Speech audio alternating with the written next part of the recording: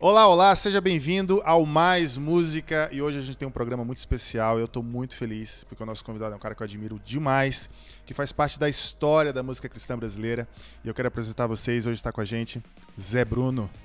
Fala, Fábio, tudo legal? Prazer estar aqui com você. Cara, tô muito feliz em ter você aqui com a gente. E eu não posso acreditar que você nunca tenha ouvido falar do Zé Bruno, da banda Resgate, obviamente.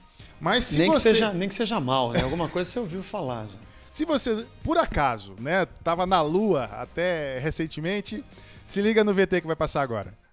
Zé Bruno, nome artístico de José Antônio Bruno, é engenheiro, pastor evangélico, vocalista, guitarrista, compositor, multi-instrumentista brasileiro. Formado em Engenharia Civil pela Universidade Presbiteriana Mackenzie, estudou teologia no Seminário Teológico Servo de Cristo e é fundador do grupo de rock cristão Resgate e da igreja A Casa da Rocha. As atividades musicais de José Bruno são mais lembradas por sua atuação como guitarrista, cantor e compositor do grupo de rock cristão Resgate, fundado no fim da década de 80, juntamente com Jorge Bruno, Marcelo Amorim e Hamilton Gomes. Mais tarde, a banda incorporou o tecladista e compositor Dudu Borges, que deixou a banda em 2012. Hoje, também publica discursos e reflexões no YouTube através do canal A Casa da Rocha. Zé Bruno, da banda Resgate, está com a gente hoje aqui no Mais Música. E Zé, eu não quero perder tempo, eu tenho muita coisa para conversar contigo. Vamos lá. Eu quero ganhar muito tempo. Então eu vou te fazer aquela pergunta que você certamente já respondeu milhares de vezes, mas eu sei que toda vez que a gente responde, a gente elabora de um jeito diferente, então... a gente vai ter a nossa exclusiva aqui. Como é que tudo começou? Bom, na minha casa sempre teve muita música. Meu avô me deu o primeiro violão, minha prima tocava violão e eu queria aprender. Minha mãe, quando era pequena, fazia a dupla caipira com a minha tia. Eles são de Minas, né? São minha mãe, minha tia, meu avô. Minha avó já era falecida. De Guaranésia, sul de Minas. Meu pai, filho de italiano, tocava... tarantela, sanfona nas festas de casa, tinha muitos discos em casa, ele tinha os Ray Conniff, Metais em Brasa, Glenn Miller, ele gostava disso. Minha mãe adorava Roberto Carlos, tinha vários, né? Mas eu não me esqueço da primeira coisa assim, que acho que foi em 71, eu devia ter 5 anos. A primeira vez que eu ouvi uma coisa, eu falei assim, isso aqui é música. Eu tava tocando My Sweet Lord, do George Harrison, num clube de campo que a gente tava nos alto-falantes. E em casa, minha mãe tinha um compacto do Simon & Garfunkel, que eu gosto até hoje. Eu sou fã inveterado de Simon & Garfunkel. É um folk americano, né? E então, minha casa sempre teve muita música. Aí depois, com 11 anos, eu fui pra igreja. A igreja tem muita música.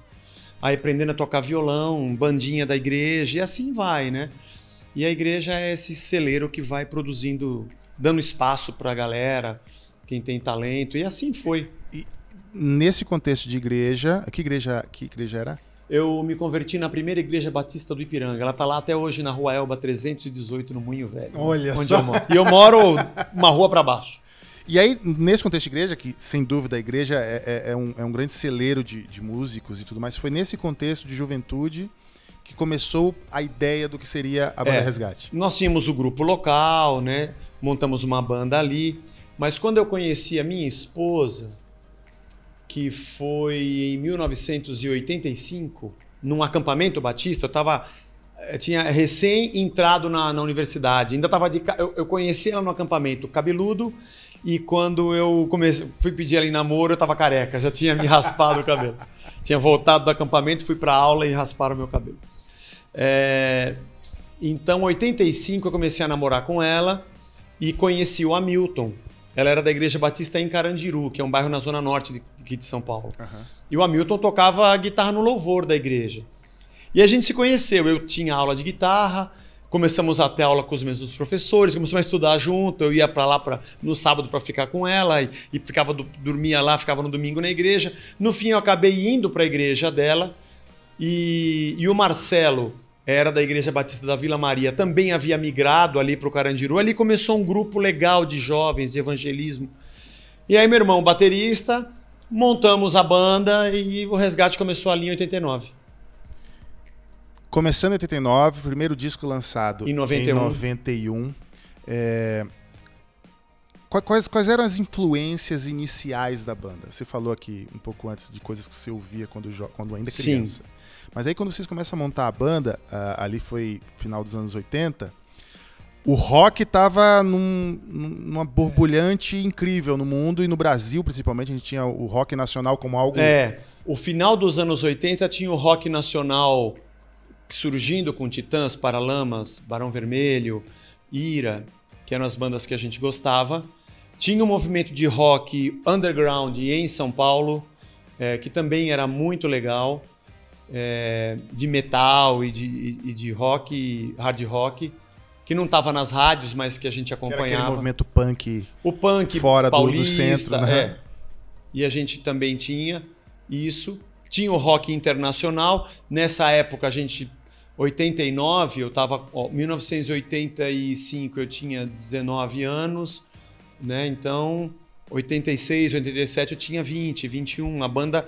A gente ouvia as coisas dos anos 70, o que era muito... Porque os anos 80 produziu o rock mais new wave. Tirando o Van Halen, que surgiu nos anos 80, talvez Guns N' Roses, acho que também no final, talvez, dos anos 80. Mas os anos 80 foi muito new wave. Mas a gente ouvia o Purple, ouvia, sabe, o Black Sabbath não gostava muito, mas Led Zeppelin, o rock progressivo dos anos 70 que eu gostava. Então, essa coisa. Então, isso era o nosso... E na música cristã, tinha o Petra, que era uma banda internacional que fazia rock. O Glenn Kaiser, alguma coisa chegava aqui dele, e do Guardian não, do White Cross, chegava alguma coisa aqui em São Paulo. Aquele movimento do White Metal. White Metal, né, que tinha lá. E o Stryper, né? Que também foi fortíssimo. Stryper é um clássico. Mas tinha a música brasileira, tinha o Rebanhão, que era uma banda que pra mim, eu falava, esses caras são demais. E tinha também a parte da MPB. Então você tinha Vencedores por Cristo, você tinha o João Alexandre no Milad, o Jorge Camargo. Esse pessoal compunha uma música com o sotaque brasileiro e sempre me impressionou muito as letras, fugia do comum. Então esse caldeirão era onde a gente estava cozinhando. E aí você se descobre compositor já no processo da banda, ou você já escrevia? Não, logo que eu fui antes? pra igreja. Quando eu fui pra igreja, tinha um grupo já com os adolescentes ali. Eu falei, vamos fazer a nossa música. As músicas bem básicas, né? Mas eu adorava fazer isso. Primeira vez que meu pai comprou um aparelho de som que tinha um tape deck, que cabia o microfone, eu já queria fazer gravação. Juntava os caras da igreja, vamos tocar. Junta todo mundo ali, bota o microfone, bota pega todo mundo. Eu achava isso fantástico. A mixagem é a posição em direção da distância do microfone, né? O nosso primeiro disco não foi muito diferente disso, gravado em 8 canais. Vamos entrar nesse primeiro disco, então. Porque aí em 91 vocês lançam o primeiro disco, que é Vida, Jesus e Rock and Roll. Que tem uma brincadeira com sexo, drogas e rock and roll. Exatamente, ali, né? Um trocadilho. E como é que foi esse momento de gravar? Foi um movimento natural? Era um Vocês estavam sonho. não, a gente tem que gravar, é um sonho. Como é que foi isso? Era um sonho. Naquela época não é como hoje, que tinha computador. Não tinha computador. Você grava em casa, grava no seu celular, você pega um violão e você grava com o seu celular. Grava um clipe com o celular. Você não tinha câmera, você não tinha nada. Os estúdios... Até onde é que tem estúdio? Você não tinha Google para procurar. Tudo era muito difícil. É um mundo que hoje as pessoas não imaginam. Era tudo muito difícil. Aí nós conhecemos o Rick, que através de um amigo, eu conheço um cara que tem um estúdio em casa, de um gravador de 8 canais. No nosso documentário, ele participa, tem Rick fotos. Bonadio. Só para deixar claro quem é o Rick. Bonadio, É um cara, gente finíssima, gente boa demais. Mas como é que foi para ele e para vocês essa Ele era um experiência garoto, de gravar? como a gente, como é que né? foi? Ele acho que ele é até 1 ano ou 2 mais novo que a gente. Mas ele já fazia algumas produções no fundo da casa ali. E nós tínhamos o nosso professor de guitarra, o Edson, que a gente falava, vai com a gente para você ajudar a produzir. Ele tinha a nossa idade, tocava muito, mas ele já tinha gravado algumas, já tinha entrado num estúdio. Então levou um amplificador, sabia, pra gente tirar algum som. A bateria foi gravada em pads eletrônicos, porque só tinha 8 canais. Então tudo foi muito elementar, né? Mas a gente fez fizemos, nós pagamos do bolso, fazer o corte do acetato para depois fazer a bolachona. Um amigo tirou fotografia, um amigo do nosso professor fez a arte daquele álbum. Sabe como é que é? Empresta a camisa de um, aquela coisa assim, bem roots mesmo. E hoje a gente, quando vê a molecada, né, o pessoal que está começando a música hoje, eles não têm noção de como hoje as coisas estão... O acesso é muito fácil. É muito fácil. Antigamente, inclusive a gente vê isso na igreja, né? Hoje, cada vez mais, você vê menos gente interessada em aprender música, né? E antigamente era uma coisa assim, muita gente era interessada e era tão difícil de aprender que quando a gente achava um meio de aprender, era uma coisa... Tudo era muito difícil. A gente ia para as lojas no centro da cidade e ficava olhando os pedais na vitrine. Que som será que faz esse aqui? Era assim. Porque você não tem site, você não tem uma revista especializada, você não sabe o que é. Você vai ter que comprar. E tinha uma loja aqui que chamava Leimar Musical, e eles eram chatos. Posso experimentar esse pedal? Você vai comprar? Não, então você não vai experimentar. Então a gente só ia lá para ficar olhando. A gente ia de sábado lá para ficar olhando as guitarras. Torcendo para alguém comprar e testar para você. Teve um dia que eu tinha dinheiro para comprar pedal. Aí eu fui lá, né? Para comprar 2 Ibanez, um Tube Screamer e um Chorus.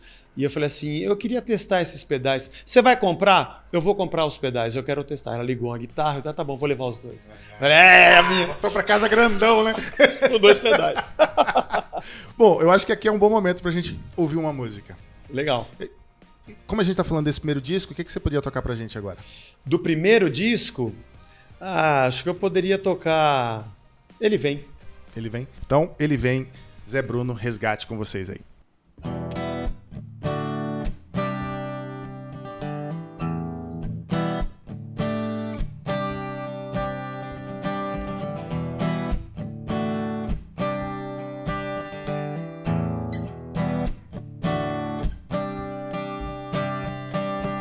Se você pensa que o meu Deus ainda tá pregado como símbolo morto de uma morta geração, oh, não, você se enganou. Se você pensa que o meu Deus voltou pra casa cansado,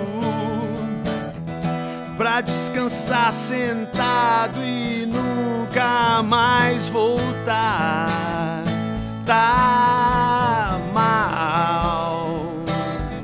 Errou outra vez.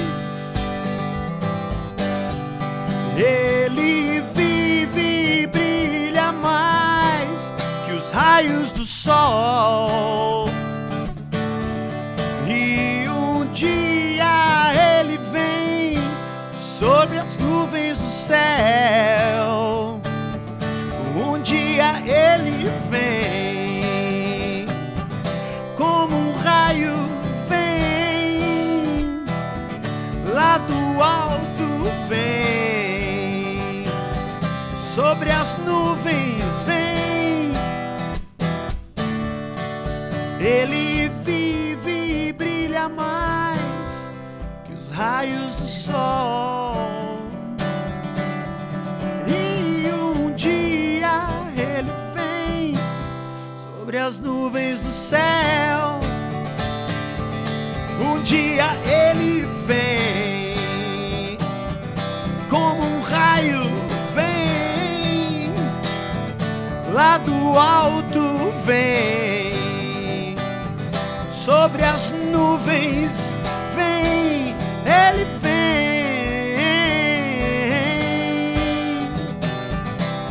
ele vem, ele vem, ele vem.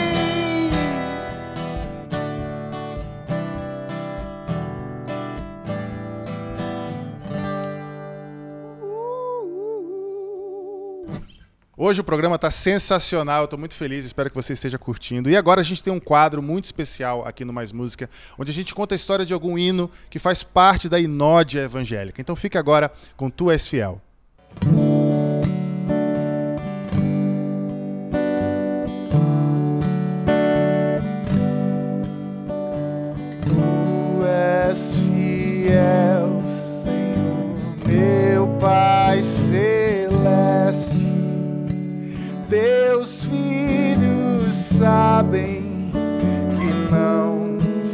falharás, nunca mudaste, tu nunca faltaste, tal como eras, tu sempre serás. Tu és fiel, Senhor, tu és fiel, Senhor, dia após dia, com bênção sem fim. Tua mercê nos sustenta e nos guarda. Tu és fiel, Senhor, fiel assim.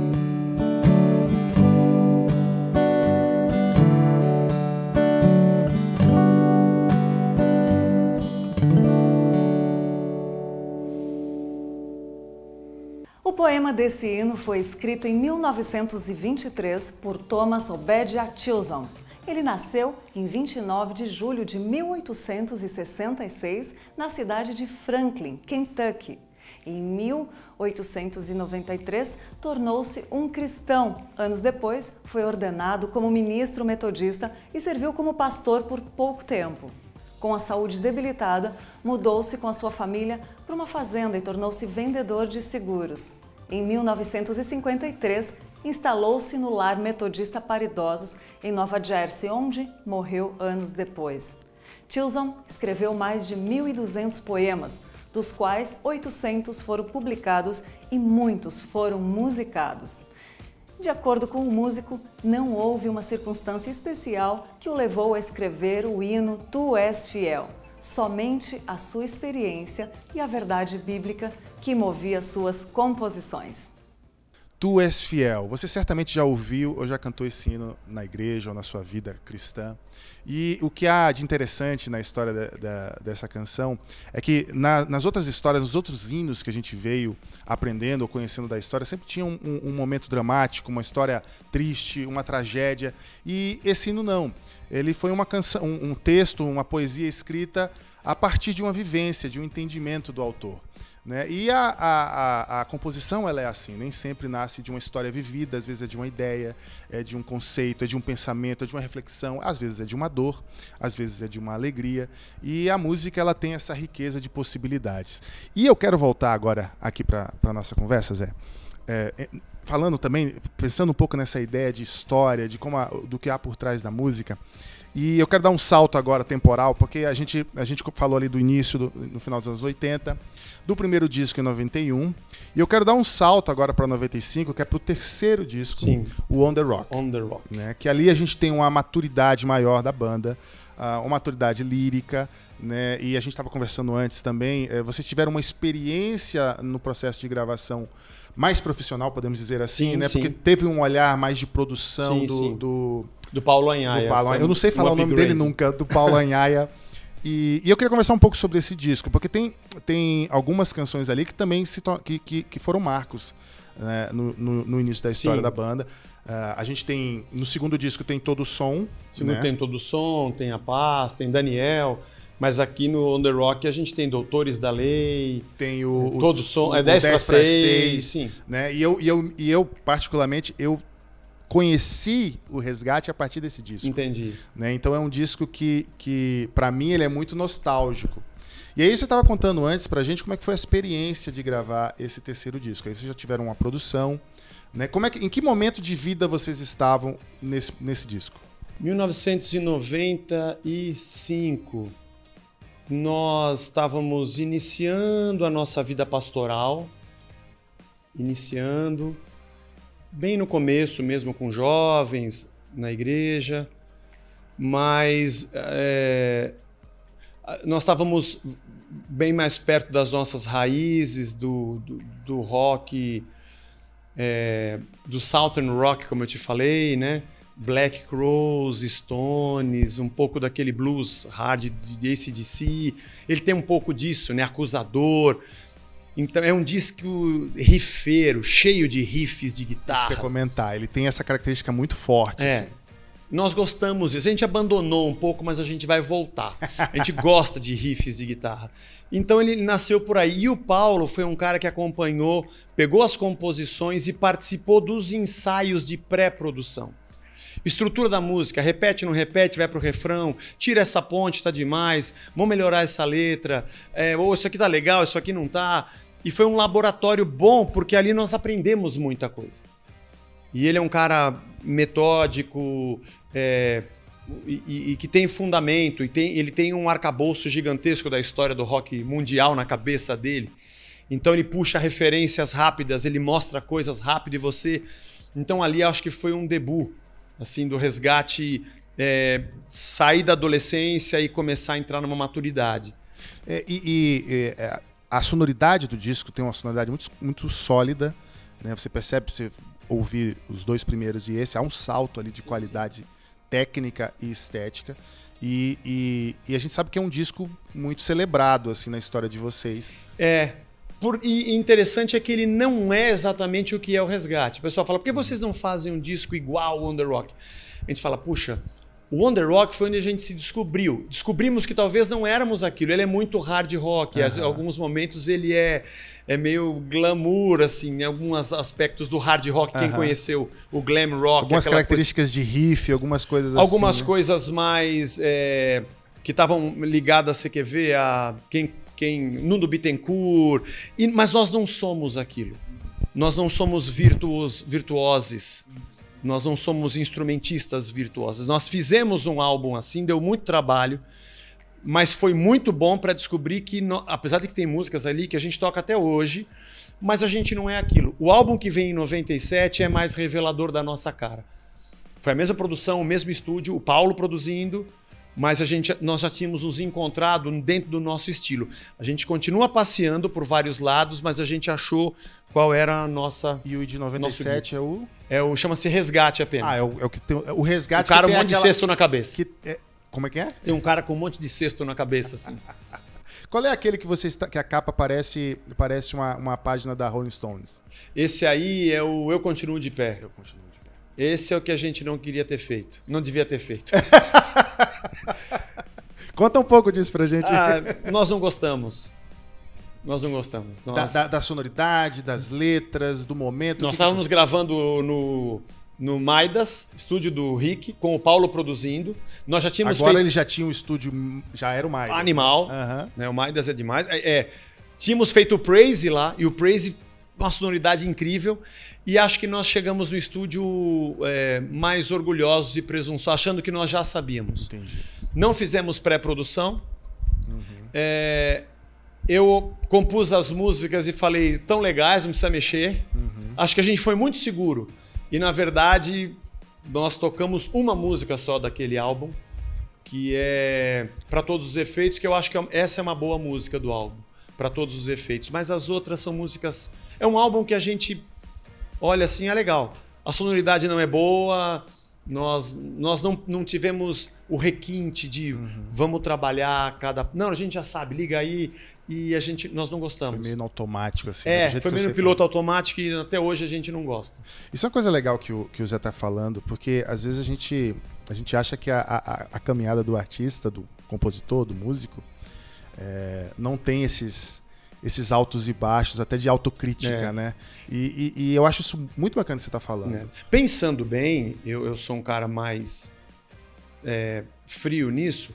Acho que a nossa carreira ela tem mais baixos do que altos. Porque nós lançamos agora, com esse último, mais 3, acho que são quase 20 discos. Sei lá, deve ter 10 músicas cada um. São, sei lá, quase 180, 200 músicas do Resgate, não sei quantas são. Mas você conta nos dedos de uma mão só do Aleijadinho, assim. Quantas? Cada álbum tem aquelas 2 ou aquela. Você não faz de 10, 9 são incríveis. O fã vai achar que as 10 são boas, né? Mas nós temos o nosso crivo. Acho que a gente tem até uma boa quantidade de músicas boas, mas nós temos muito mais músicas que não são boas do que músicas boas. E mesmo assim a carreira ela é longeva.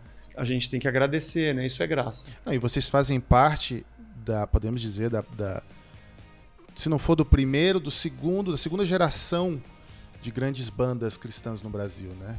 Porque se a gente pegar as primeiras... Se o Rebanhão for a primeira... se a gente pegar as... Porque antes a gente tinha os grupos missionários, né? Que aí eu não coloco na mesma... Porque vocês já fazem parte do que a gente chama de movimento gospel.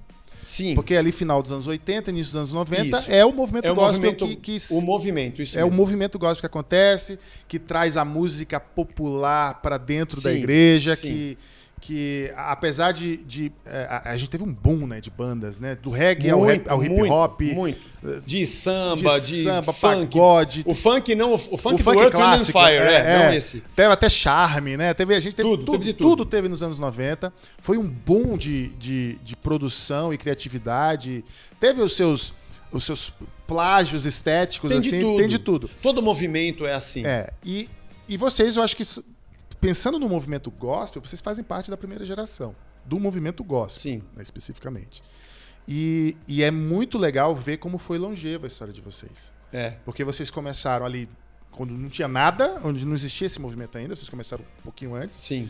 E vocês se tornaram sólidos ainda nesse movimento e estão aí até hoje, 30 anos. Mesmo fora dele, a gente continua vivendo. Porque vocês conseguiram construir uma história dentro da história. Eu acho, a gente é muito grato por isso.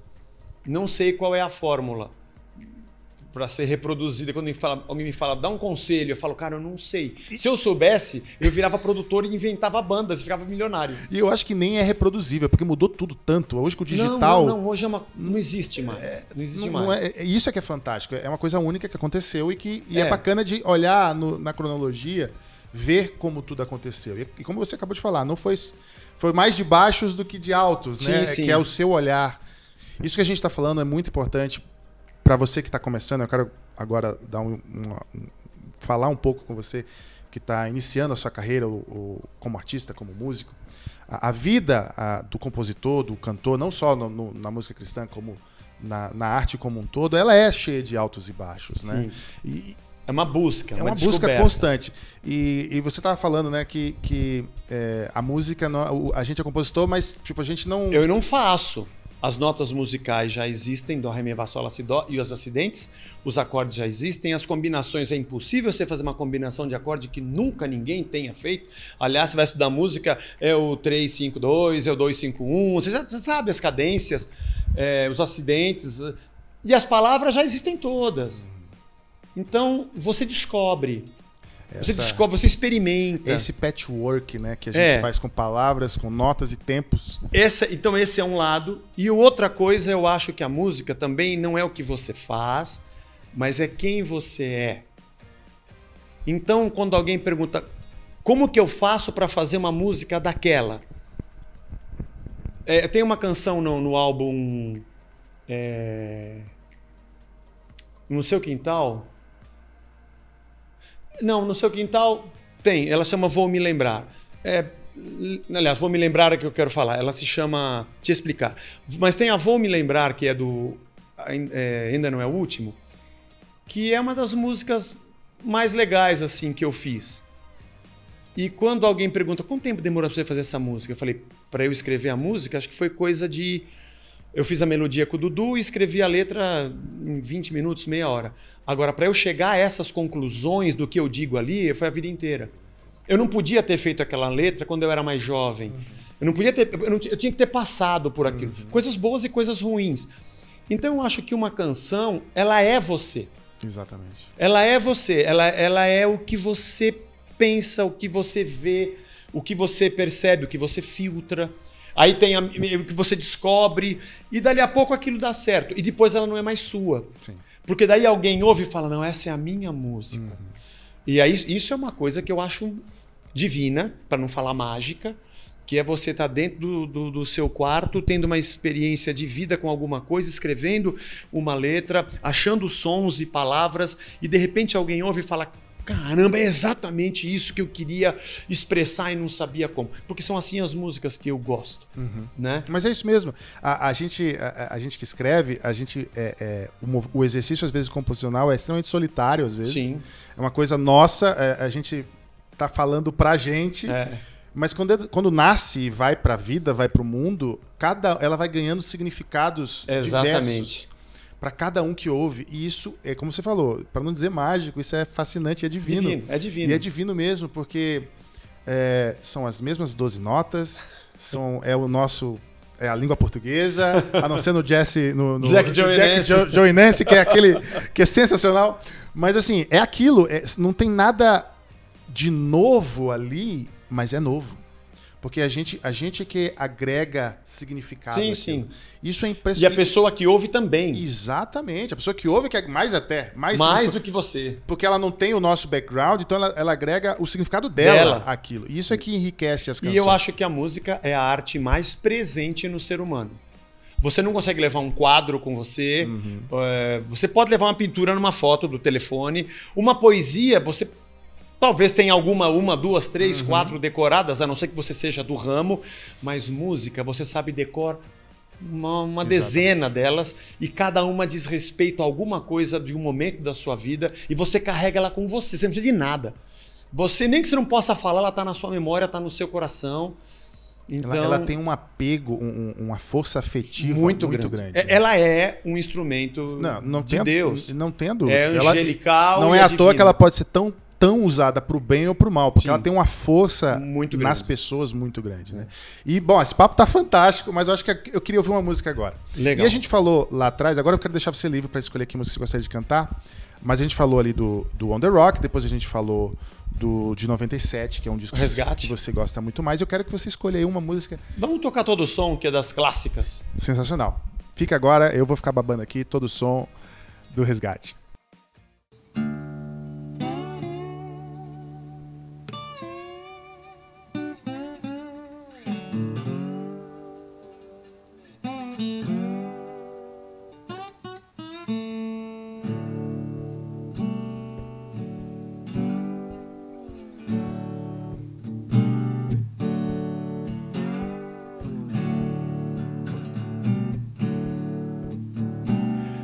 Aquele que sonda o meu interior,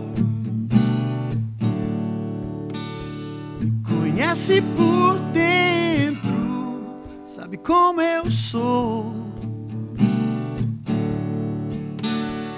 conhece os meus intentos, em tudo me faz viver. Eu ouço o som da sua voz, ele me faz ver.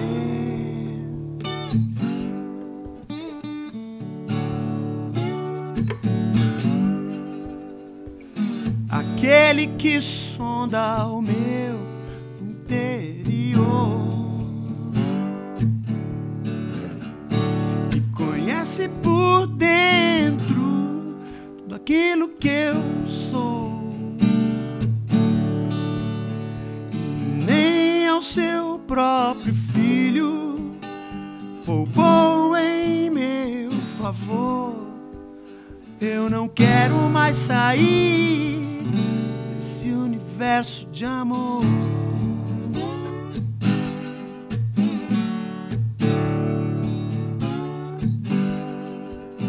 A ele todo som de todos nós, ele todo tom e toda voz canta em glória. A ele todo som de todos nós, a ele todo tom e toda voz canta em glória.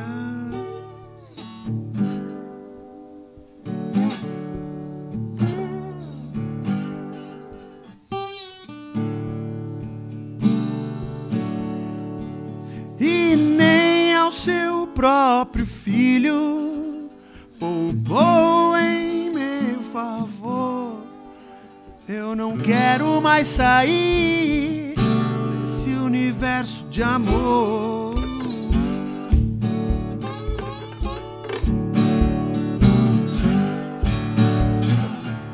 A ele todo som de todos nós, a ele todo tom e toda voz canta em glória. A ele todo som de todos nós, a ele todo tom e toda cantem glória, cantem glória, cantem glória.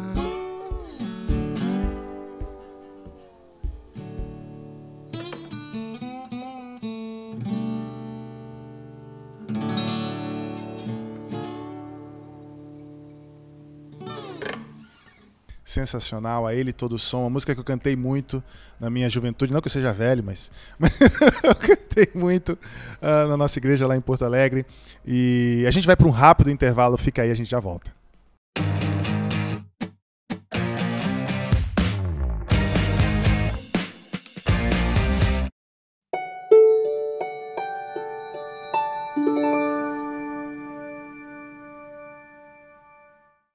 Todos os dias, de segunda a sexta-feira, você tem um encontro comigo aqui na IPP TV, a sua TV missionária.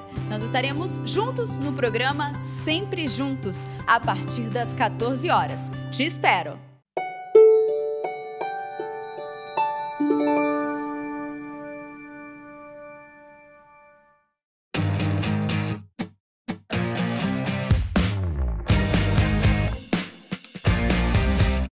E agora nós temos um quadro muito especial aqui do Mais Música, onde a gente sempre chama um cara expert em história da música cristã brasileira.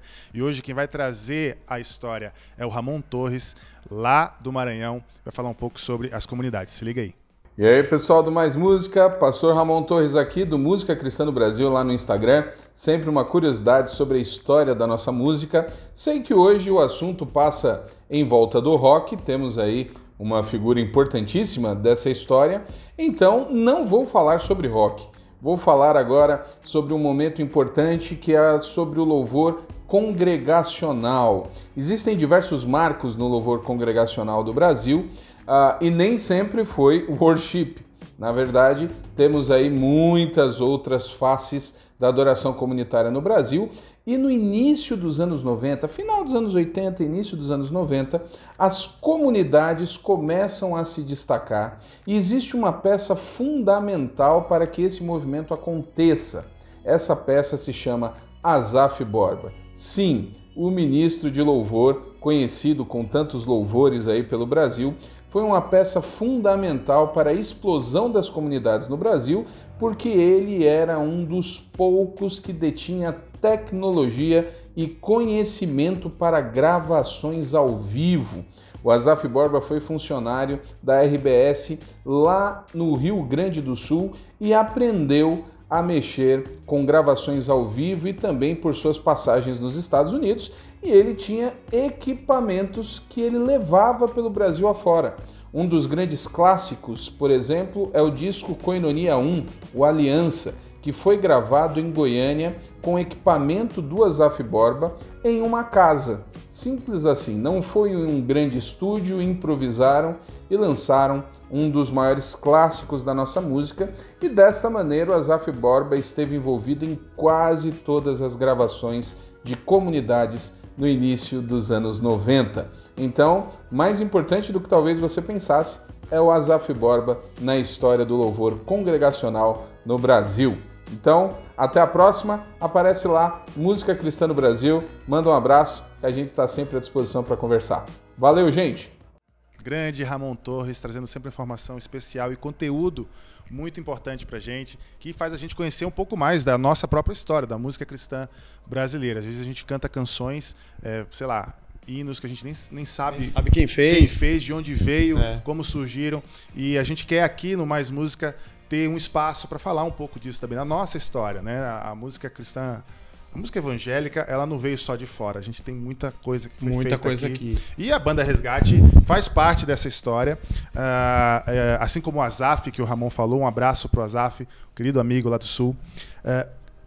Falando agora de comunidades, a gente conversou aqui um pouquinho antes no break, você fez parte desse movimento, né? Você estava ali no meio dessas primeiras igrejas alternativas ali dos anos 80 e início dos anos 90. Aqui em São Paulo, a Comunidade da Graça, a Cristo Salva, que a gente chamava Igreja do Tio Cássio.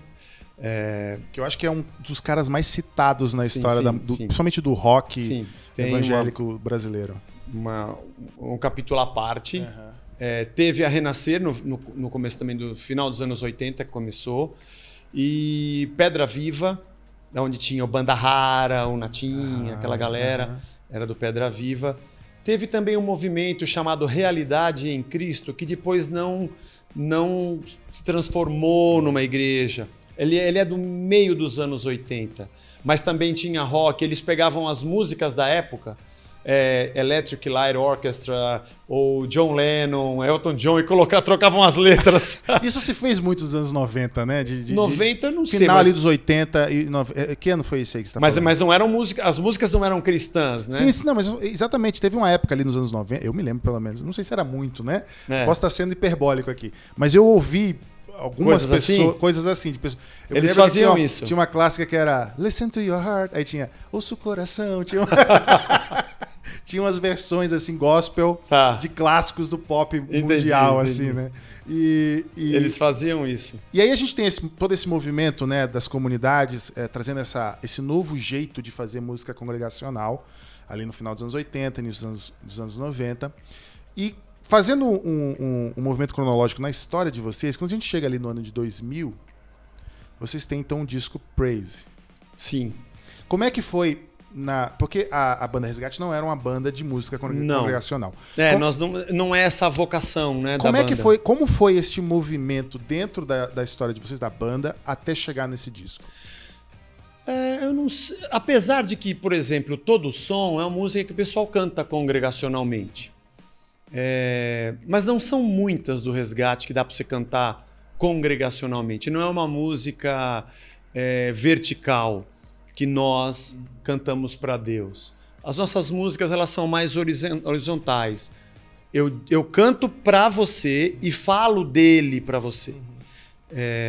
Missional, seja lá o que nome quisesse dar para isso, mas ela é uma música mais horizontal. Aliás, mas não vou entrar nessas coisas de discussão, umas frases que eu ouço e que... Deixa para lá. Mas, enfim... Mas o Praise, o Petra tinha lançado o Petra Praise. Exatamente. E essa coisa estava meio que na moda, a palavra é essa. Vamos fazer um álbum mais Praise? Vamos. E aí nós juntamos um pouco da tendência que nós estávamos namorando, que era aquele rock mais misturado com o soul e com o blues. Então, o Beto Patiello é um tecladista top aqui de São Paulo. A gente contratou ele fez os pianos, alugamos um Hammond de verdade para gravar. Nada de sample, né? Não era sample, era um Hammond de mesmo. verdade. O dono, aliás, era o Marcos Rampazzo, que tocava no Beatles Forever. Sensacional. E eu tinha visto ele tocar numa feira, slide. Né? Tocava muito, ele já é falecido. Tocava muito. E um dia até brinquei com o Hamilton, puxa, aliás, nesse álbum, a gente falou assim, pô, essa música nossa...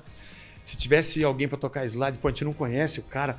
Quando o meu irmão falou, eu aluguei um Hammond e vieram entregar, ele veio junto, ele era o dono do Hammond. A gente conheceu o Marcos Rampazzo, uma figura icônica aqui no rock paulista, né? Tinha escola de música, um estúdio, o London Studio, e tudo de Beatles ele conhecia. E ele fazia o George Harrison, tocava muito slide. E aí ele começou a ouvir as músicas, começou a gostar, desmarcou o que ele tinha naquele dia e passou o dia no estúdio, enquanto o Beto ia gravando o Hammond. Porque ele sabia os registros, onde é que acha os timbres. Quando chegou nessa música, do teu amor que não falha, a boa mão que não tarda, eu vivo sob a sua graça, que é suficiente pra mim. Ele falou assim, pô, essa música aqui cabia uns slides, né? Falou, ó, tá aqui a guitarra, tá aqui o slide, você não tocaria? Claro, vamos lá. Pô, ele foi um cara... Sensacional. Fizemos uma amizade, gravou no álbum com a gente, então... E a música foi feita assim, é daí que vem O Nome da Paz, Infinitamente Mais, Ao Rei, Te Vejo... músicas mais e de verticais. Fato, várias entraram no repertório de muitas muita igrejas. gente cantou nas igrejas, sem dúvida nenhuma. E eu acho isso muito interessante porque eu não sei pra vocês, mas pra mim, como alguém que acompanhava e que ouvia, não foi algo tão chocante, né? Parecia que fazia fazia sentido naquele momento. Eu acho que o momento também tinha isso, né? Fazia sentido pro momento também. Porque ali no final dos anos 90, a gente teve aquela virada. Até metade dos anos 90, o que mais se tocava no Brasil era o Zana Music. Sim. Você lembra? Era Ronquenole, aquela coisa. Todo mundo queria um baterista que soubesse tocar salsa, um trio de metais. Aí, no final dos anos 90, a gente teve aquela virada e meio que voltou para aquela coisa mais pro louvor congregacional, que remetia ao Vineyard, que era aquela coisa mais das igrejas, do canto congregacional das comunidades do início dos anos 90. A gente meio que voltou um pouco para isso, principalmente com o movimento e lançamento do Diante do Trono, né? Então a gente meio que teve um revival da produção congregacional nacional. Sim. E eu acho que fez todo sentido quando vocês apareceram com isso. Eu acho que pode ser, tem a ver. Porque pouquinho tempo depois a gente teve a invasão de novo aí do Modern Worship e tudo mais que chegou no Brasil também. Acho que tem um pouco a ver. Nós não estamos alheios ao que acontece ao nosso redor. É impossível você seguir uma linha única que você se fecha e não ouve e não vê nada que acontece ao seu lado. Nenhum artista é assim. Então acho que tem um pouco desse momento, dessa época, e a gente falou, vamos fazer um álbum com essa característica de letra. De letra. Porque a pegada é resgate. Aliás, quando alguém diz pra mim assim, vocês podem vir aqui tocar aqui, vamos? Então vocês fariam um louvor? Eu falo, putz, a gente não faz. Como não? Porque a nossa música não é uma música de louvor. Não dá pra cantar Jack, Joe e Nancy pra agradar, pra louvar a Deus. Apesar de que ele é glorificado quando eu falo dele pra alguém. Né? Mas é outra coisa da congregação adorando a Deus. Então as pessoas, quando você fala em... É uma confusão. Música gospel é louvor, cristã. Há uma confusão na cabeça das pessoas em relação a isso. Então eu não me considero uma banda gospel, mas nós somos cristãos que temos uma banda. E a nossa letra fala das coisas que a gente crê, como qualquer outro artista. Não, isso acho que faz todo sentido. E de certa forma não, é evidente que a maneira como vocês se colocam em relação ao que produzem, a própria música. Eu sei que de uns anos para cá você começou a falar um pouco mais sobre a música cristã, como estava sendo a produção, e a gente teve uma grande virada na história da banda, que foi ali por 2010, que eu quero falar mais na frente. Mas nesse momento que vocês estavam ali trazendo o disco Praise, vocês já estavam... Vocês ainda estavam em São Paulo? Vocês estavam já espalhados pelo Brasil? Espalhados já, cada um morava num lugar, era pastor. Eu morava no Rio de Janeiro, o Jorge em São Paulo, o Hamilton morava na Bahia, o Marcelo morava em Campinas. Então foi um momento também que vocês estavam... Foi um momento em que a banda estava pulverizada. O Resgate sobreviveu. Nós somos sobreviventes. Sobrevivi, sabe aquele programa? Nós sobrevivemos a muitas coisas. Como é que era a dinâmica de vocês como banda nesse momento que vocês estavam espalhados? Não existia, né? Quando tinha um convite para tocar em algum lugar, a gente se encontrava no aeroporto. Aqueles encontros aeroportuários. E aí, galera, chegou? Vamos lá. E como é que vocês ensaiavam? Ao vivo. Né? Ao vivo a gente ia... Tipo, tudo que estava na mão ia, né? O que não estava também ia. Também. Mas nós nos demos bem com isso e acho que quem gosta do Resgate já se acostumou com isso, né? A gente erra a letra, erra a música, porque a gente tem outra atividade. Mas a gente melhorou nisso aí, a tecnologia tem ajudado a não esquecer mais as letras. Tá? Sim. Então a gente melhorou. Eu acho que aqui é um bom momento pra gente ouvir uma música. E como a gente falou do Praise... Vamos de Ao Rei. Ao Rei é uma das que a gente mais gosta. Zé Bruno, Resgate, Ao Rei, se liga aí.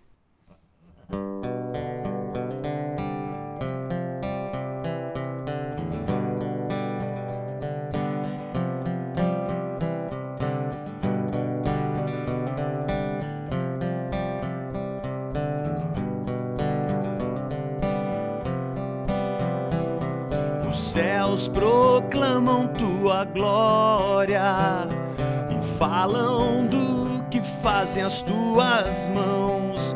Os rios aplaudem tua força e os montes cantam mais uma canção a Deus.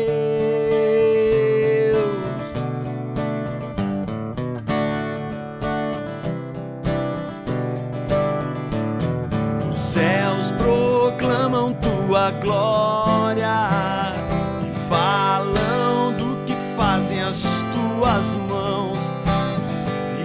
aplaudem tua força. Os montes cantam mais uma canção a Deus.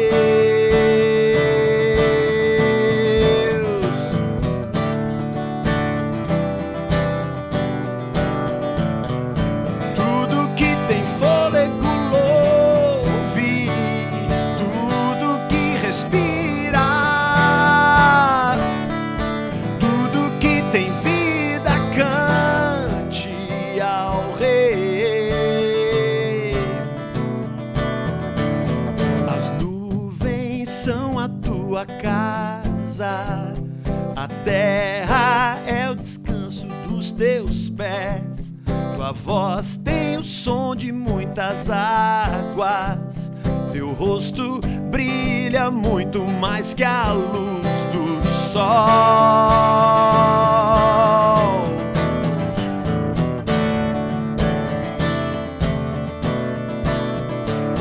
Tudo que tem fôlego louve, tudo que respira, tudo que tem vida cante ao Rei. Tudo que tem fôlego louve, tudo que respira,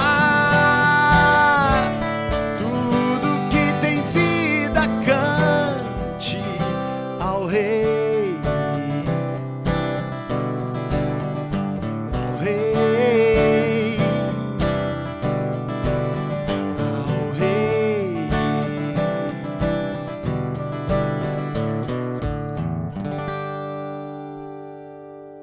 E agora, aqui no Mais Música, eu quero convidar você a acompanhar essa banda que a gente vai trazer. A gente quer sempre ser uma plataforma para novos artistas, novas bandas. E essa banda em especial que a gente vai falar hoje não é tão nova, mas nem tanta gente conhece assim. A gente quer realmente que você conheça desse trabalho, que é a banda Canto Verbo. Fica ligado no VT.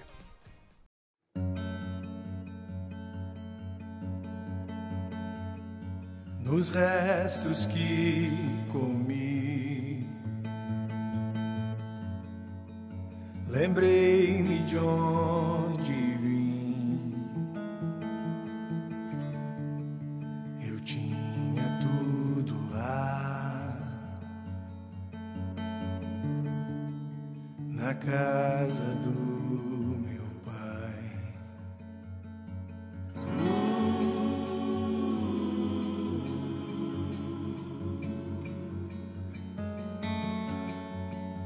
Cansado de servir, juntei minhas coisas e clamei minha porção. Do tronco galho eu cortei, eu Pai, no afã de ser livre, me prendi, escravo do meu querer, buscando prazer, com porcos eu comi.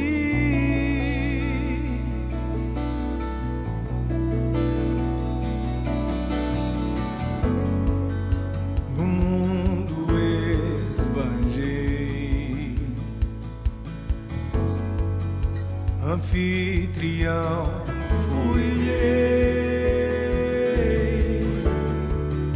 comprei deleites vãos, mas no vazio me encontrei. Queria retornar,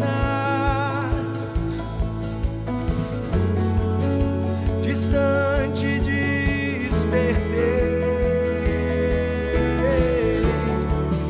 se o vejo implorarei, do servo seus menor serei. Eu vou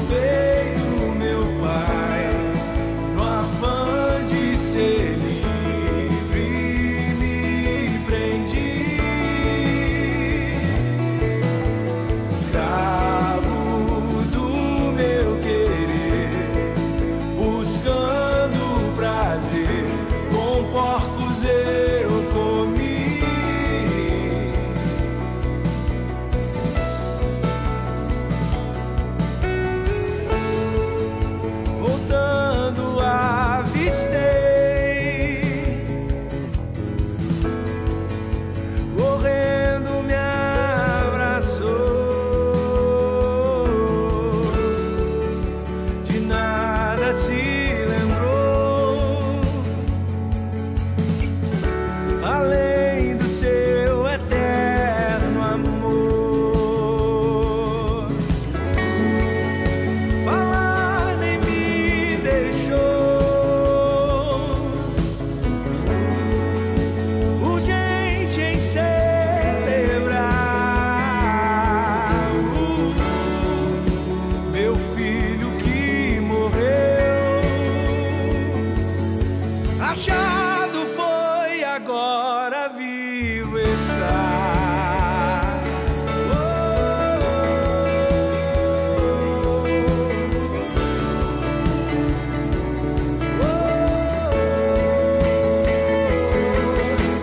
Vejo o preço que o meu pai pagou pra eu estar aqui.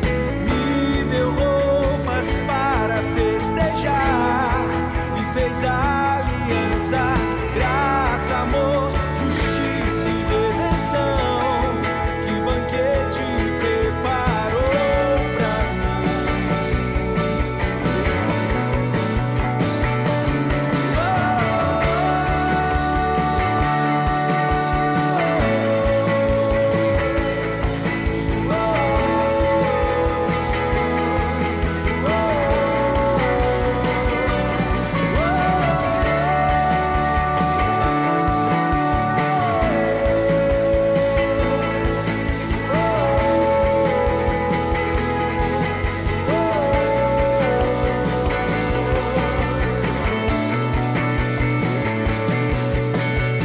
eu voltei pro meu pai, servindo em sua casa, eu sou livre.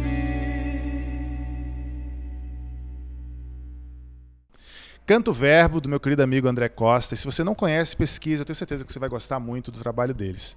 E eu quero voltar agora pro papo aqui com o Zé, porque a gente acabou de ver sobre a banda Canto Verbo, e a gente está vivendo um momento na música como um todo, que é uma nova revolução. Assim como a Sim. gente teve do vinil pro CD, do CD pro MP3, que foi aquele caos, e agora a gente está no momento do streaming. Mas antes da gente falar especificamente do streaming, eu quero voltar um pouquinho e falar de um momento que foi um marco dentro da música cristã brasileira, que foi em 2010, quando vocês assinaram com a Sony. E por que eu digo que foi um marco? Porque foi a primeira vez que a gente teve uma gravadora, uma multinacional, né, na estrutura de uma Sony Music, que teve um olhar técnico e profissional para o mercado cristão. A gente teve outras gravadoras que antes tentaram se envolver com o mercado gospel, mas que não tiveram aquele olhar técnico mais apurado. E aí quando a gente chega na Sony, ela tem um olhar, e vocês são o primeiro artista contratado da Sony Gospel. E é quando vocês lançam o Ainda Não É o Último, produção do Dudu Borges, né? Ele tocou conosco 10 anos. Exatamente. E um baita disco, diga-se de passagem. Como é que foi pra vocês esse momento pré e pós, imediatamente pós a Sony? O que isso gerou na história de vocês? O que você pode falar sobre isso? Na época eu não enxergava isso. Só foi. Na verdade, a Gospel Record estava respirando por aparelhos, nós queríamos lançar um trabalho e já não tinha quase mais a gravadora. E o Maurício Soares, que é o diretor da Sony, tinha um selo dele, e nós tínhamos nos conhecido por um amigo em comum, não me lembro quem que nos apresentou, e ele falou se nós não tínhamos interesse de lançar um trabalho do Resgate pelo selo dele. E eu falei, pô, vambora, porque a gente tá meio assim, não sabendo como fazer. E quando foi em dezembro de 2009, tipo, última semana do ano, ele me liga para desejar um feliz ano novo. E ele me dá a notícia de que ele havia sido contratado pela Sony. Que legal. E eu falei, pô, Maurício, parabéns, cara, que coisa... E aqui dentro pensando, pô, agora a gente dançou, né? Aí eu perguntei para ele assim, mas o seu selo continua? O nosso trabalho... Porque ele trabalhou na Graça Music e tinha o selo dele. O nosso trabalho, o nosso projeto prossegue, independente de você estar na Sony. Ele falou assim, não só prossegue, como eu quero vocês lá na Sony. Falei, caramba. Aí quando eu falei pra galera, eu falei, mano, que legal isso. E como nós assinamos o contrato no dia 28 de fevereiro, nunca esqueço, né? Só em ano bissexto a gente comemora... Ou foi 29? 29 de fevereiro. Nós fomos para o Rio para assinar o contrato, mas o nosso álbum saiu em abril, assim, 2 meses depois, porque, na verdade, nós já vínhamos gravando no começo de janeiro. Nós estávamos com o projeto andando. O Dudu tinha um estúdio, a gente estava lá dentro fazendo a coisa acontecer, né? E na época eu achei aquilo tudo muito incrível. Mas a Sony Music tem um significado muito importante em tudo isso. O Maurício é um cara... expert no que ele faz, profissionalismo no topo mesmo, mas tem um porém, ela entrou no mercado cristão. E olhando por um outro ângulo, com todo o profissionalismo, tudo que ela pode trazer e trouxe mesmo de uma abordagem mais profissional, incrível, não aconteceu o que eu imaginava que pudesse acontecer. Que agora hoje eu entendo, eu pude, né, elaborar tudo isso depois de um tempo. Do movimento gospel acabar. Ah, sim. De ter essa transição do movimento para o mercado.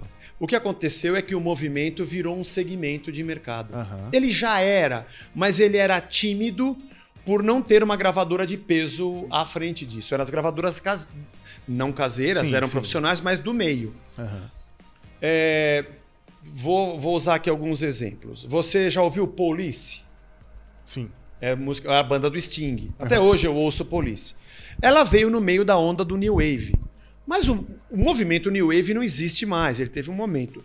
Mas você continua ouvindo Sting, ele tá no meio da música pop mundial. Você ouve Ramones. Pô, é legal ouvir as músicas do Ramones. Então, Ramones nasceu no movimento punk americano. O movimento punk, aquele movimento acabou, mas você compra a camisa do Ramones no shopping center. Porque ele transcendeu a um movimento, o movimento passou. Assim como os Beatles eram do movimento do rock dos anos 60, mas eles transcenderam. Aquele movimento acabou, a Jovem Guarda acabou, mas o Roberto Carlos não acabou, o Erasmo não acabou.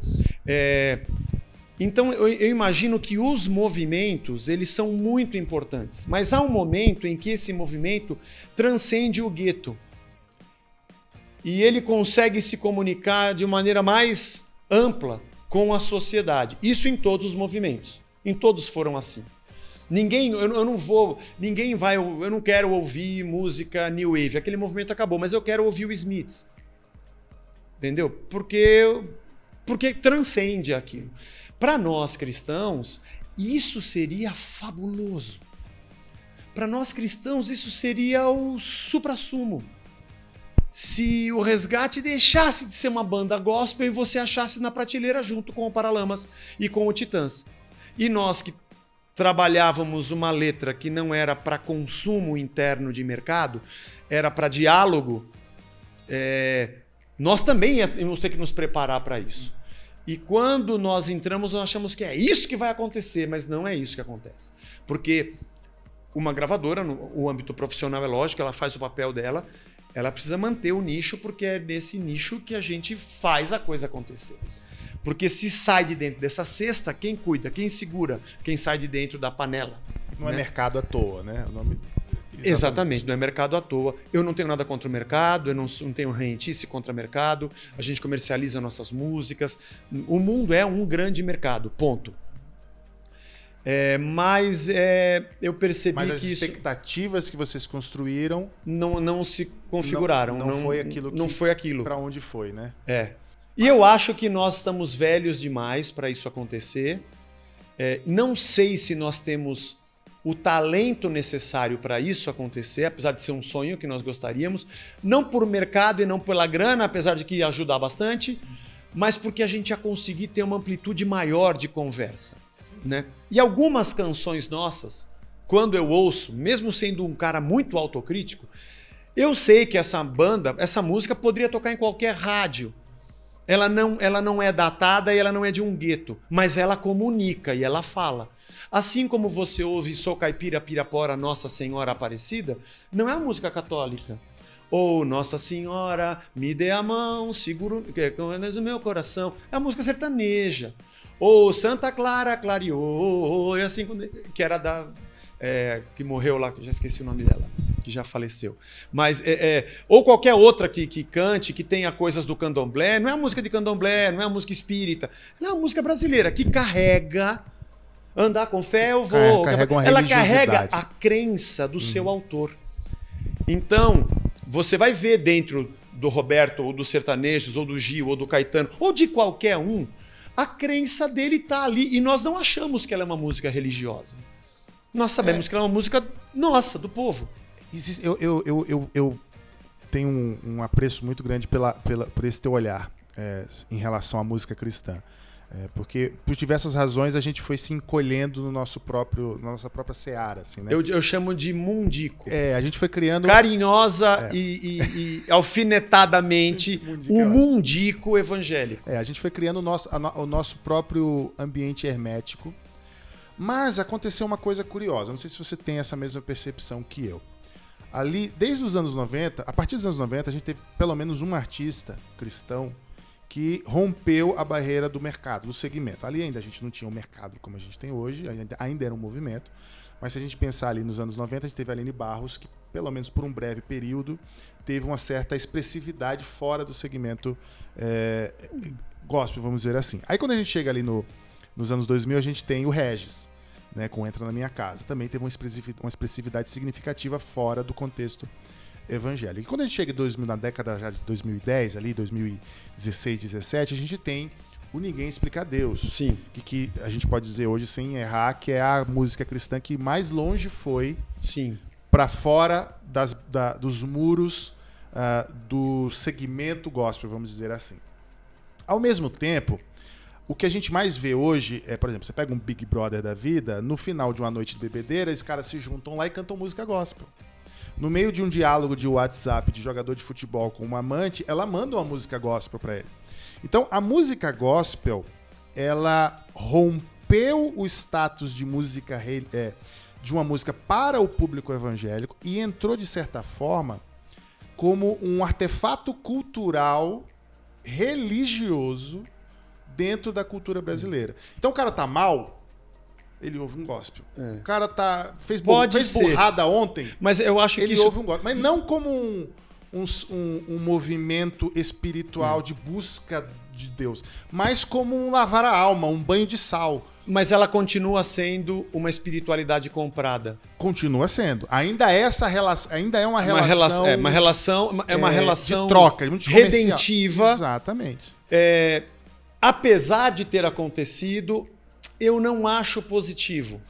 Não vamos, a minha fala não foi nem no sentido positivo. Não tem juízo de valor. Tudo bem, não tem juízo de valor. É mais uma observação. Mas no seu entender, essa jornada e esse caminho você não considera positivo.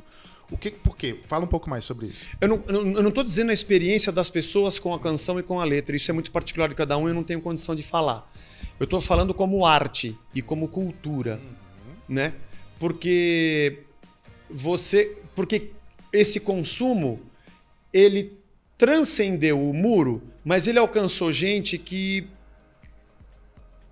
faz parte de uma gigantesca população cristã brasileira. Cristianizada, vamos dizer assim. Cristianizada e não evangelizada. Ou evangelicalizada. Pode ser. Evangelicalizada. Pode ser. Mas tudo bem. Mas o que me... se eu fizer um bolo sem querer, rasgou o pote, a coisa da farinha, caiu aqui e o ovo despencou, eu tirei as cascas, bati e, sabe, putz, aconteceu. Só que ele falou assim, faz outro. Pô, eu não sei fazer. Eu não sei fazer porque caiu aqui. Eu não sei como é que foi. Cara, como é que você pintou esse quadro? Então, eu não pintei, a lata de tinta caiu, duas aqui, ficou esse borrão, eu achei bonito, pus uma moldura. Eu não sou pintor e não sei pintar. Eu não posso reproduzir o que eu não sei como eu produzi. Então, esses fenômenos que eu acho, em certo aspecto, positivos, no que diz respeito ao alcance do evangelho, que seja lá o que for, mas não é intencional, Não se sabe por que aconteceu, por que uma música tão fortemente evangélica se torna, tá na boca de todo mundo. São aquelas falhas na Matrix, né? A gente não sabe, mas não é um movimento intencional, não é um movimento missional, não é um movimento que tem uma teologia pensada por trás. Não sei se tem que ter. Deus faz o que ele quiser fazer com quem ele quiser fazer. E tem coisa que eu também acho que é Deus, tem coisa que eu acho que não é Deus. Mas eu faço essa análise bem fria. Porque o que você está dizendo, ver se eu compreendi, é que a música produzida por cristãos faça parte do contexto musical cultural brasileiro sem que seja um objeto de salto religioso. É isso que você quer dizer. Faça parte da música popular. Você ouve, ela tá lá no repertório. Você, assim como você vai num restaurante com música ao vivo, o cara vai cantar, sei lá, Cazuza e vai cantar uma música do Resgate no meio do repertório como música popular brasileira. É isso que você entende ou que você está defendendo como o ideal do que a música cristã poderia alcançar. Eu entendi correto. Eu digo isso porque esse era o meu sonho também. Mas isso eu tenho plena convicção de que isso é uma utopia.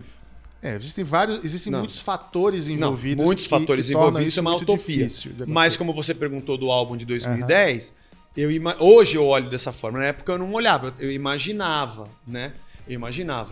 Então, mas de qualquer maneira, Paulo disse que o que importa é que o evangelho seja pregado e que vá. O que eu acho interessante, outro dia eu estava lá, na igreja eu canto algumas músicas, eu pego o violão e canto uma, a bandas eu peço para eles tocarem algumas e nem sempre são músicas gospel. E teve um dia que eu ia pregar sobre o Sermão do Monte, Vossa Luz do Mundo, Sal da Terra, eu peguei o violão e cantei Sal da Terra do Beto Guedes. Cantei antes e depois eu preguei. E eu brinquei com a igreja, falei assim, eu não conheço o Beto Guedes, mas se um dia eu sentasse com ele, eu ia perguntar, Beto, o que passou na sua cabeça? Você sabe que Sal da Terra é um negócio que está na Bíblia, né? De onde que você tirou isso? Sabe você estar dentro de um meio com outros artistas que você pode fazer isso que nós estamos fazendo aqui e o quanto isso pode levar de vida para outras pessoas? No fim, um dia eu conheci o Beto Guedes, mas muito rapidamente não pude fazer essa pergunta para ele. Mas é uma coisa interessante. O que eu estou falando é de uma penetração, não apenas porque você está num restaurante, mas de você ter diálogo, de você ter o direito de ser ouvido. Porque quando uma música ela passa o muro para o outro lado, mas eu não sei por que aconteceu e o que eu estou cantando é só para quem está aqui dentro, eu não sei o que ela está fazendo lá fora, esse meu, já que está em moda, esse meu espaço de fala não é conquistado. Ou se ele eu não sei o que dizer. Foi por acidente, né? Foi um acidente, mas fantástico, que bom que aconteceu. Que belo acidente. Belo acidente, que bom. Mas eu me coloco na posição de que nós estamos pensando no que a gente está fazendo, nós estamos no piloto automático, nós estamos dando uma resposta apenas a um segmento de mercado, porque agora o que dá dando certo é música de chuva, é música de apaixonado, agora é o worship. Nós estamos alimentando um outro Deus, um Deus chamado mercado. Ele está bravo hoje, ele não gosta dessa música, ele só música lenta agora. Ih, ele acordou, chutou o canto da cama. Como é que está Deus hoje? O mercado está assim. Isso acontece para tudo, né? O que você vai estudar, meu filho? O que dá dinheiro hoje? O mercado tá bom para advogado, vou estudar direito. O mundo tá sem engenheiro, eu vou estudar engenharia. Por quê? Porque o mercado manda na gente, manda na roupa que a gente veste, no restaurante que a gente vai. Nós temos que estar inserido nisso. Eu não acho que o mercado é ruim. O problema é quando ele toma o lugar das minhas decisões e ele é divinizado e os meus movimentos acontecem por causa dele. E no nosso caso, como cristãos, ele acontece pela dor do outro. Então essa passada do outro lado do muro é um salto missional e que tem uma intencionalidade e nós temos algo a dizer. Tem alguma coisa acontecendo aqui, nossas lentes estão enxergando o que está acontecendo lá e a gente traduziu isso e nós temos um anúncio a fazer. Não é uma conquista mercadológica, não é um salto profissional, apesar de ser, não é uma coisa aleatória que possa ter acontecido, mas ela é missional, ela tem o ID. Eu acho que essa é a palavra-chave.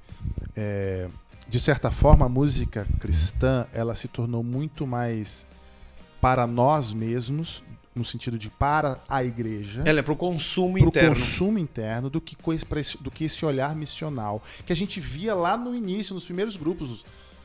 Os grupos surgiam como missionários. Não, Sim. a gente não é uma banda, nós somos missionários. Né? Claro que a gente teve uma evolução do discurso e tudo mais, mas aquele olhar de produzir uma música. Vencedores por para Cristo os era uma de missão. fora, exatamente. Sim, era uma A gente missão. produz música para os de fora. Legal que os de dentro consomem, mas ela é para os de fora. O movimento gospel, quando era movimento, ele surgiu com essa ideia. O Rock da Vovó, Valéria, sabe? Extra Extra. Olha as músicas do Resgate, Oficina, Catos Barneia, as bandas. Eu não tava. E as pessoas falavam assim, mas que música é essa? Isso não é de Deus, dá pra cantar na igreja. Aí eu falo, exatamente. Não é pra cantar na igreja, é pra gente fazer show, é pra gente falar com essa galera que tá se perdendo. Agora, você E falou... quando alguém fala assim, você saiu do movimento gospel, eu falo assim, não, o gospel saiu do movimento original. A gente continua fazendo o que nós sempre fizemos. Ele virou outra coisa. É um movimento histórico, né? Foi Sim, para outro, sim, foi para outro lugar. E Mas vocês assim, seguem. eu sigo na o que eu sempre jornada de pensei. vocês. É. E isso que você falou sobre linguagem é interessante porque, voltando especificamente para a história de vocês, a Resgate sempre trouxe humor para suas letras. Né? Em algum aspecto tinha uma ironia, Sim. tinha Eu gosto uma coisa disso. engraçadinha. Eu não sei se... a gente até conversou antes aqui sobre isso. Eu não sei se tem alguma outra banda cristã que tenha essa prática brasileira, né? Que tem essa prática. Teve os Nazarenos, lembra dos Nazarenos?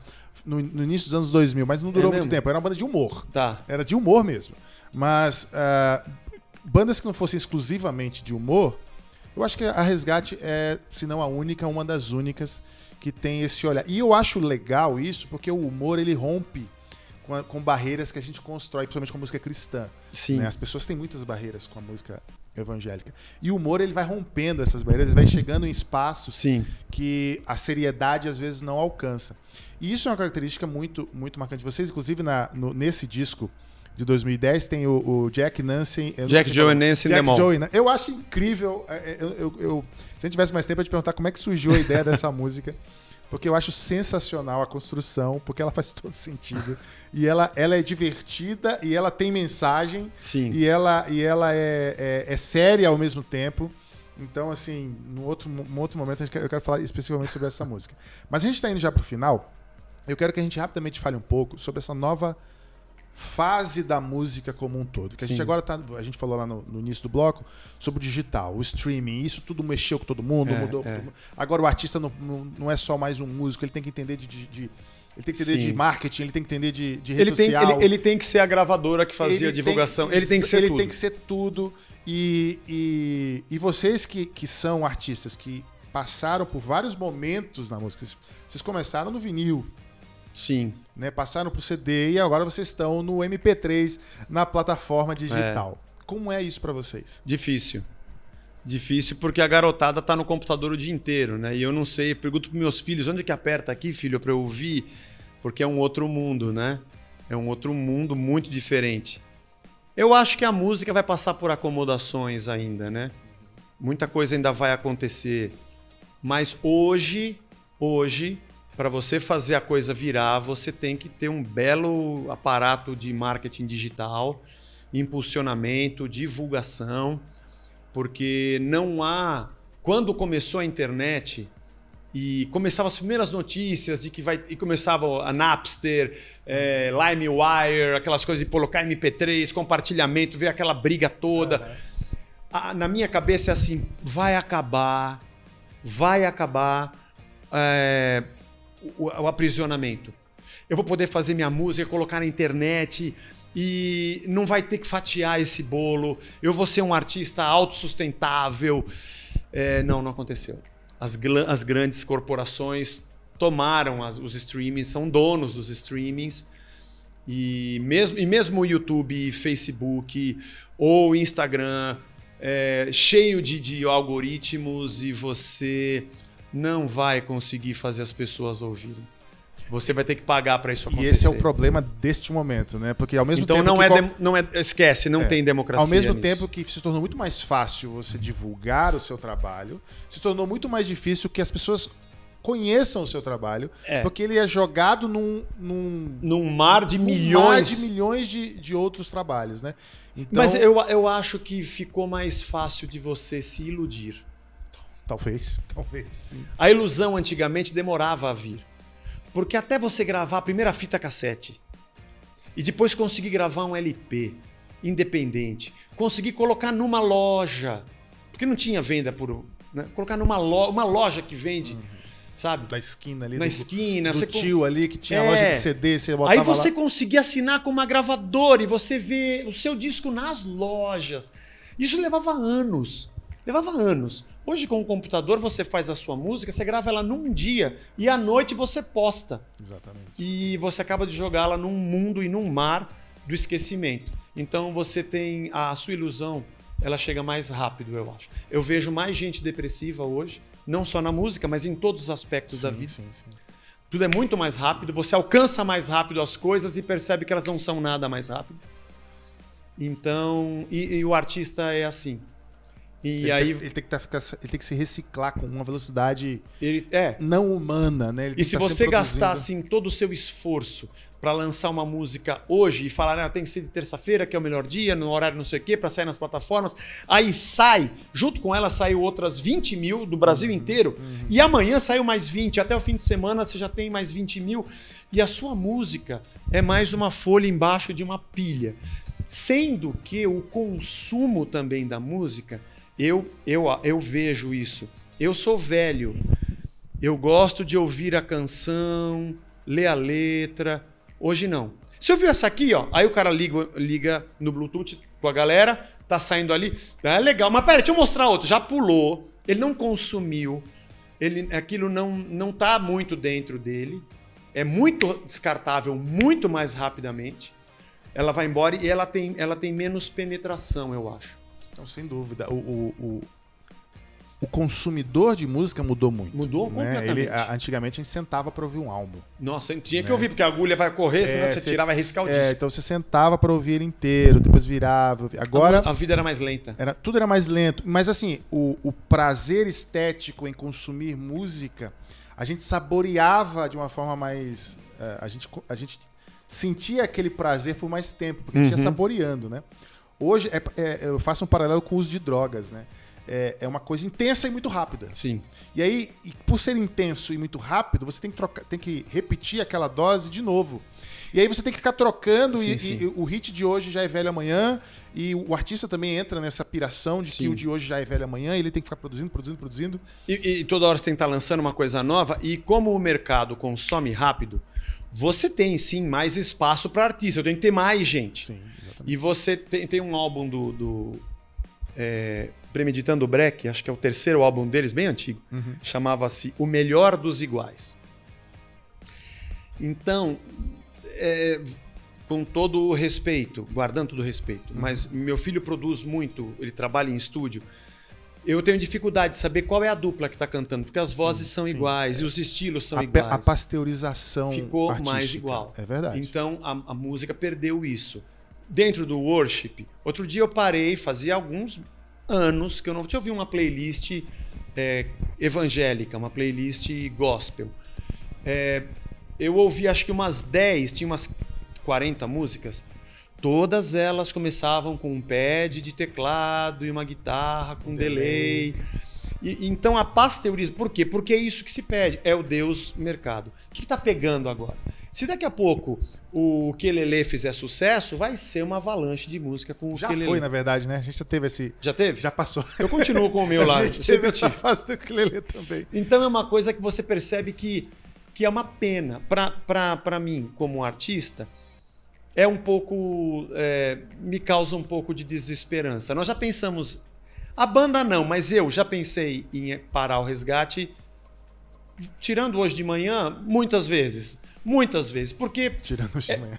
Praticamente você fala assim, para que eu vou fazer o que eu vou fazer? Porque pensando no todo é irrelevante. Porque a gente saiu daquela relação mais artesanal, prazerosa, para uma linha de produção quase. Né? Sim. Então isso realmente afeta a nossa forma de enxergar até o que a gente faz. Mas eu acho que a gente tá se alongando. Caramba, imagina. Eu não sei quanto tempo tá esse bloco aqui.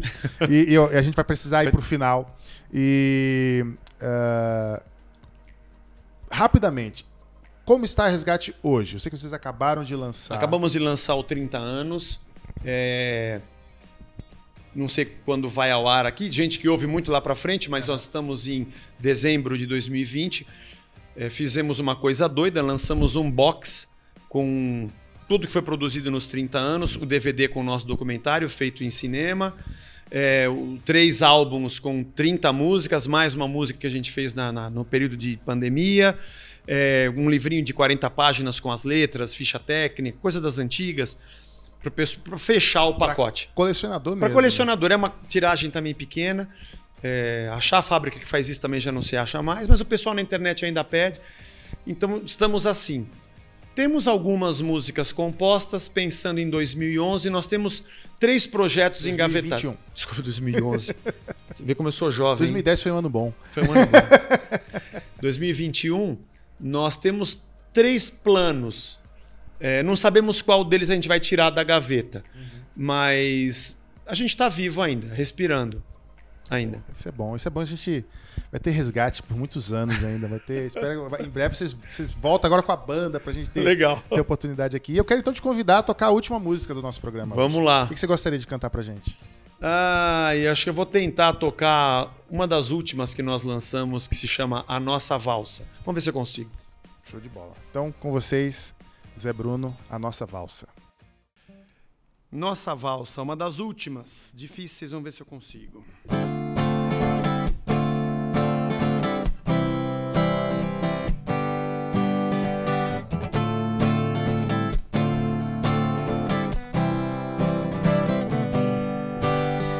Parece que eu já te vi junto, foi meio como um déjà vu.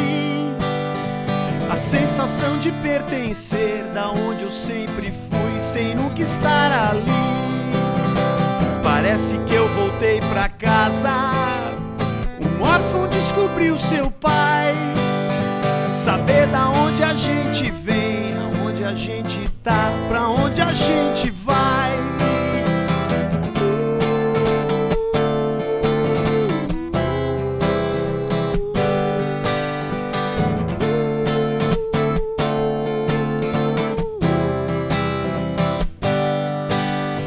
Parece que eu voltei no tempo e me encontrei no amanhã. O agricultor sacrificou e deseternizou o efeito da maçã. Depois de pôr os pés no chão, olhar a multidão fazendo a sua prece. Depois de repartir o pão, ouvir o coração de graça ter e dar. Depois de chegar aos confins, olhar os seus clarins tocando a nossa valsa. Saber que tudo começou quando chegou ao fim. É hora de cantar, que a vida já não basta. Comece logo a festa e a redimida raça humana comece a dançar. Reinicie o tempo e a cidade desça, e o rei divino posto à destra comece a reinar.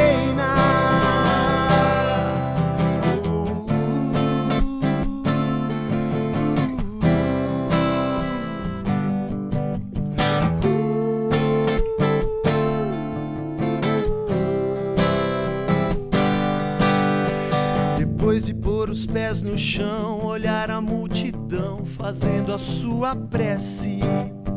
Depois de repartir o pão, ouvir o coração de graça ter e dar.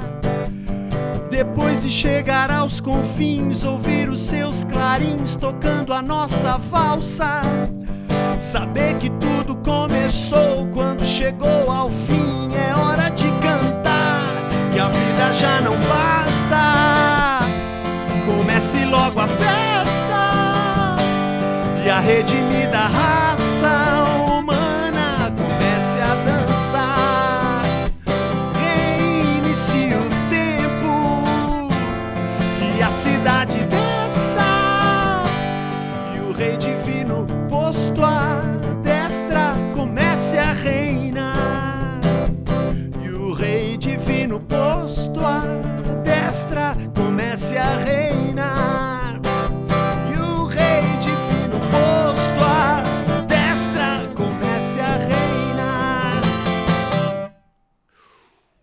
Esse programa hoje foi muito especial, eu tô muito feliz em ter o Zé Bruno aqui com a gente, ouvindo as canções ao vivo com ele aqui. Eu espero que você também tenha gostado e assim a gente tá encerrando o nosso programa hoje. Zé, antes de acabar tudo, como é que as pessoas te encontram ou encontram a banda na internet? No YouTube, YouTube/Banda Resgate, também Banda Resgate Oficial no Instagram, Zé Bruno Resgate no Instagram. E também na Casa da Rocha, né? O canal do YouTube A Casa da Rocha, você vai achar de Guarulhos, que é o Hamilton, a do Tatuapé, que é o Jorge, e eu que estou na Independência, no Parque da Independência aqui em São Paulo. Aí encontra também conteúdo da pregações, estudos, pensamentos do isolamento e etc, etc. E nem deu tempo da gente falar sobre essa questão mais pastoral e tal. Em outra oportunidade a gente vai falar um pouco sobre isso. Gente, espero que vocês tenham gostado. Se você quiser falar com a gente, conversar, fazer críticas, sugestões, sugerir artistas para vir aqui no programa, é só escrever para o maismusica@ippinheiros.org.br, vai ser um prazer. Se você quiser apoiar o programa também, mesmo e-mail, maismusica@ippinheiros.org.br. Deus abençoe a todos e até a próxima.